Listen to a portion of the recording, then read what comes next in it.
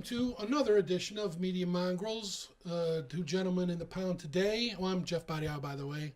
You're your head of the pack, leader of the pack. Okay, Jim? Jim Rohn. And? Joey Nicholas. That's right. All right, and right now the subject is C2E2. Just happened about, 3 weeks ago as of the taping of this. And my friend Jim did not attend. No. But Joey was there full time. Yeah. Representing the store. Right. Representing the store. You guys didn't have a booth. You just had a little sandwich board. You were walking around. They Tackle people. Get in their face. Creative Comics, I'll kill you. They actually had a retail summit there. So Thursday they had a special retailer show. So Joey went to that. You were in on that? Yeah. Did you tell him anything you learned, or keeping it to yourself?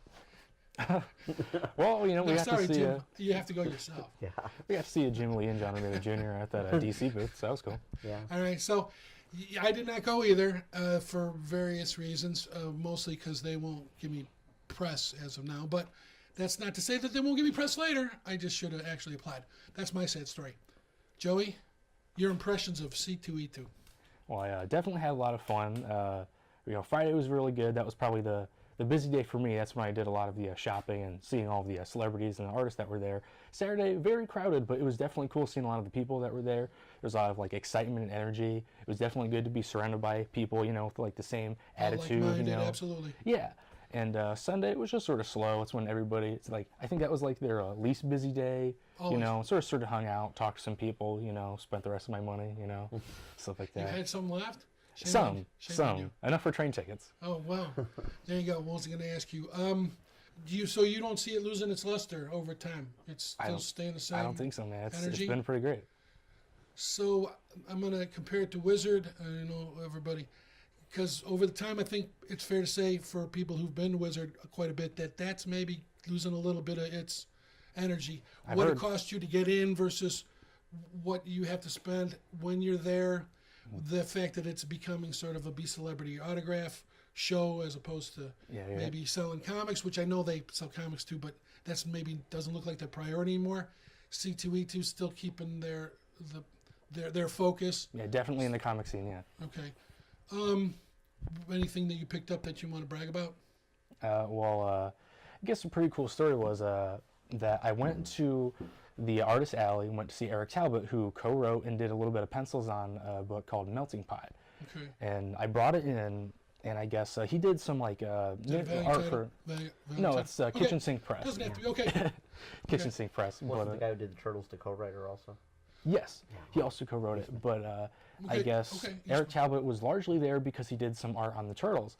And I brought in Melting Pot and told him my story, how it was one of the first American underground comic books that I got into, and I'm largely into that scene, almost entirely because of him.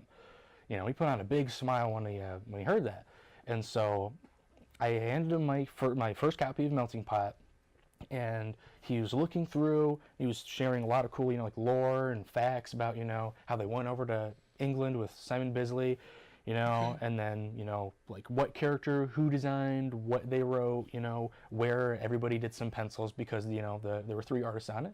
And he's pointing out to the book, so specifically, this is what this happened, this is what okay. It was certainly very interesting. They did some splash art on the inside covers on both sides. And he was explaining, I did this, we did this, because, what happened is they went over to England, and they had glued 4 sheets of paper to this big table, and then they each, I think it was across a week, he said, that they each took turns drawing different characters on this war scene between the good guys and the bad guys. And he, in hindsight, you can really see, who drew what on there, because you can see the Eastman, you can see the Talbot, and you can see the Bisley characters in there, too. And I guess... it was the first time he had seen any Melting Pot books in a long time, and so it was definitely a trip for him.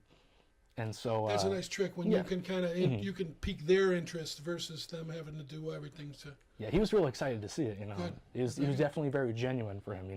He was feeling it. Yeah. Did that translate into any little side stuff? Did he throw you a dirty handkerchief or no. sock or a shoelace or something just the moment? Hey, listen, that's why you go to C2E2 to generate those memories. That's the whole idea behind. Because anybody can buy a book, and that's kind of generic, but to have the story behind it, Yeah, that's what really gives it the value, in my thinking. Well, that's good to hear. I wish I had been able to attend. And Jim, your thoughts on ever going back? Think if somebody comes and picks you up in a limo and throws you at the front door, maybe you'd go, or maybe. But, just because I'm not a collector anymore. Sure. I'm a retailer. Right. It's people bring stuff through my doors every day trying to sell me stuff, and it was fun when I was younger, when I was the collector looking for those gaps in your books or that certain toy or that movie poster. But it's kind of, I don't have that desire anymore. It's nice to meet some of the creators and tell them thank you for what they've done and stuff like that. But in general, I let the employees go, and I'll sit back at the store and. Okay. Well, and that's that. So you pretty much the same attitude with the two big cons, Wizard and C2E2. But we have a friend, Brian Grabinski. He's throwing a party. June 11th. June 11th. Okay, that's his supplemental to NWI, which you might have heard of if you're a local Creative Comics guy, because it's a pretty big convention now. It started out and he caught fire, and now it's a staple. But in fact, so big that he had to expand it, and now he's throwing a party called Ace. Ace, yeah. And that's June 11th, you said. And are you going to be there to set up? Since Brian's first show, we've been part of it. Yeah, and the thing about Brian's shows Brian works hard at these shows. Yeah, good guy. We miss him. Yeah. We wish you were here, Brian. Yeah. Wish you had made it. Okay. But I mean, whenever we have any event, Brian and his families are here passing out flyers, always keeping us in things. Yeah. You know, not just my store, all the stores in the area. Yeah. So when we went to the first NWI, just tons of people came through. And at the end of the day, you know, I started thinking back. I'm like, you know what? I'm not really surprised. He worked hard at this convention. Well, I had heard the story. I had met him at DanCon, which I think now, as of now, it's in hiatus or defunct. Oh, yeah. Regardless. And he was walking around and he was handing out flyers for the first one, and I met him there and decided that this was a good story. So I had taken my channel, DRG, and we had talked to him, and was there at the first one and saw how hard he worked. But the payoff there was that it paid off. Yeah. I mean, he had said that he wanted a show, and he was soliciting all around the neighborhood, and he said, yeah, everybody thought it was a good idea, but didn't want to pull the trigger. So he did what any responsible adult would do. He pulled the trigger himself, and so far it's been worked out. So we want to be able to say that show up at Ace. I know it's a different venue, and I'm not prepared to remember. Patrician Hall over on 41.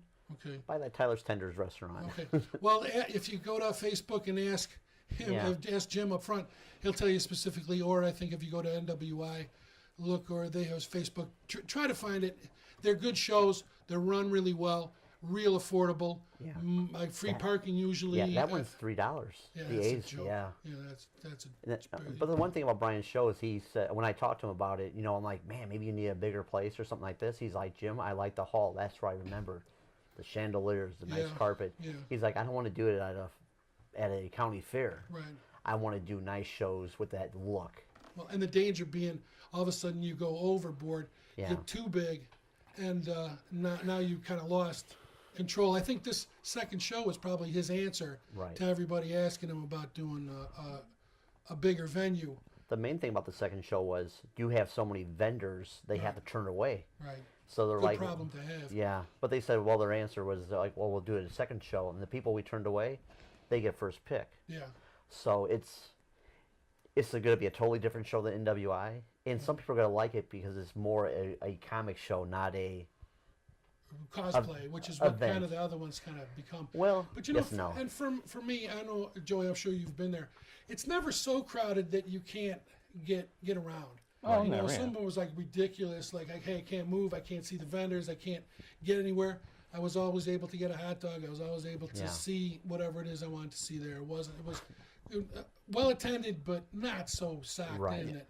And you know, I went to San Diego Con a few years back. See how insane that was. Yeah, I won a statue and I had to drop it off to an artist friend of mine because it was so pressed in there. It's like they had 3,000 too many people in there. Right, you end up wearing somebody else's pants. Yeah, I'm like I don't want to do this no more. And so here we're friends of Brian. We want you to try to go out to see Ace. Look into it. It'll be on my Facebook page. We'll have information. All right. And so, gentlemen, thanks again for taking your time out for a very insightful little panel discussion. That's this edition of Media Mongrels. Tune in, Creative Comics. It's on Facebook. Joey will entertain. He's here to answer questions. And Yeah, he does a always. little dance. It's kind of fun to watch. Yeah. For a buck, he'll groove. All right. Thanks again for watching, and we will see you next time. Thank you. See?